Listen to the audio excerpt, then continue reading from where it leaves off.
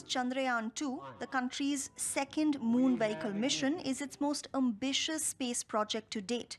If all goes according to plan, India will become only the fourth country after the United States, Russia and China to execute what's called a soft or controlled landing on the moon.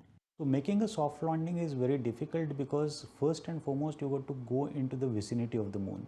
Then you need to enter into the moon's orbit, and subsequently you need to drop the system onto the surface of the moon where it will start functioning perfectly.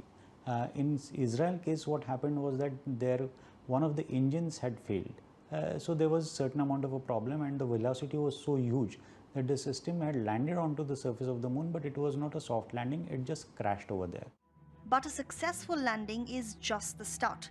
India aims to touch down where no other country has before, the unexplored lunar South Pole.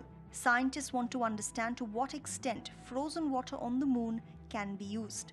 Chandrayaan-1, for instance, discovered the water molecules in the moon, but I think there needs to be a lot more exploration and studies done to further see how much of this water molecules is spread out on the surface, the rest of the surface, and the subsurface of the moon. The mission has three components: an orbiter, lander, and rover. The lander will only reach the moon's surface in 2 months, on September 6th, and the onboard rover will conduct experiments on the lunar South Pole, take photographs, and study the moon's surface and mineralogy.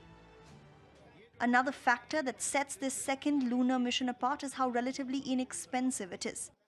As India aims for the moon, its ability to build all the components needed for this mission is its biggest cost advantage. Chandrayaan-2 is built at 1/10 of the cost of NASA's moon mission, and at $140 million, India's moon vehicle is even cheaper than the Hollywood film Interstellar.